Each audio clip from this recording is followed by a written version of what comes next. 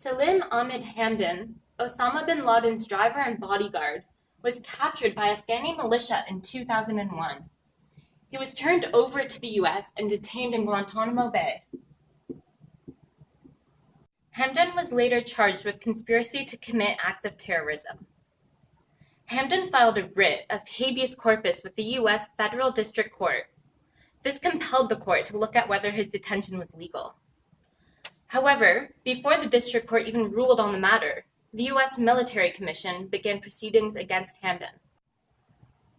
Hamdan challenged the authority of the Military Commission, arguing that Article 102 of the Third Geneva Convention entitled him to a trial before a regularly constituted court as opposed to an ad hoc tribunal.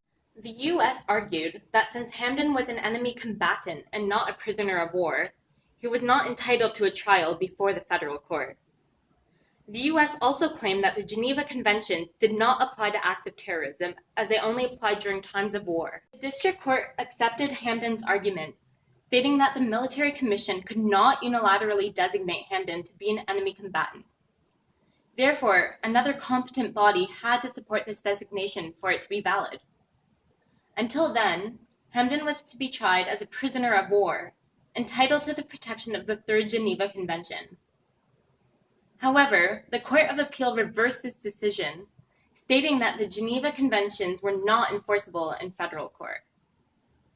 The Court of Appeal also noted that since Congress created the Military Commission, it had constitutional authority to sentence Hamdan.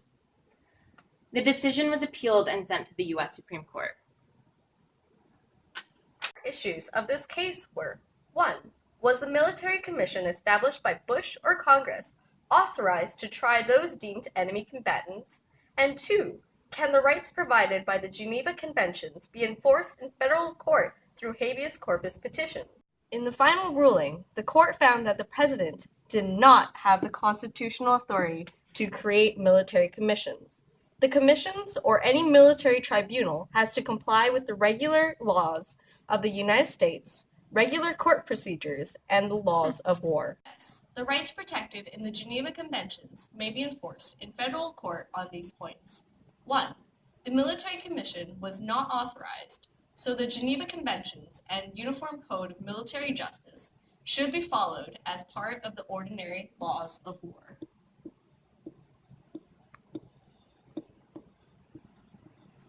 2. His exclusion from hearings and denial to access the evidence used against him made the trial unlawful.